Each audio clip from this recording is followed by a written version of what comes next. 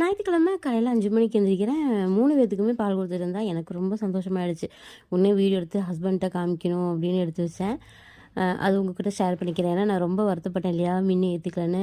சனிக்கிழமை வந்து என்ன பண்ணேன்னா 3 கிட்டன்ஸுமே குளிக்க வச்சுட்டேன். அவங்க அந்த ஸ்மெல்லு போனதுக்கப்புறம் அவள் வந்து அவங்கள அக்செப்ட் பண்ணிக்கிட்டான். தல்ஹா வந்து எங்கள் வீட்டில் எல்லோரும் கேட்குற கேள்வி என்ன அப்படின்னா, அழகாக இருக்குன்னு சொல்லி நீ தல்ஹாவை எடுத்து வச்சுக்கிட்ட தானே அப்படின்னு.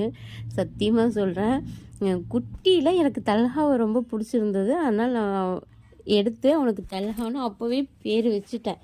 பிறந்தப்பவே எனக்கு தல்ஹாவை பிடிச்சிருந்தது. ஆனால் சரியான வாள் தல்ஹா, ரெட்டை வாள். இப்போ வந்து நான் கொஞ்சம் சொல்லுவேன், ரொம்ப குறும்பு பண்ணுறான் அப்படிங்கும்போது வீட்டில் நீ வேணும்னு எடுத்து இல்லை இப்போ அனுபவி அப்படிங்கிற மாதிரி. இவங்கெல்லாம் பார்த்தீங்க அப்படின்னா இவனுங்களும் குறும்பு தான், ஆனால் தல்ஹா அளவுக்கு குறும்பு கிடையாது. ரொம்ப பாசக்காரங்க. இவனுங்க 2 பேருமே வந்து ரொம்ப பாசம், ரொம்ப அட்டாச்சாக இருக்கானுங்க. நைட்டு வந்து தூங்க விட மாட்டேங்கிறாங்க. ரொம்ப அன்பு மழை பொழியிறானுங்க. ஆனால் இதே அன்பு மழையை நான் தல்ஹாகிட்ட எதிர்பார்க்குறேன். அவனும் பொழியுவான்.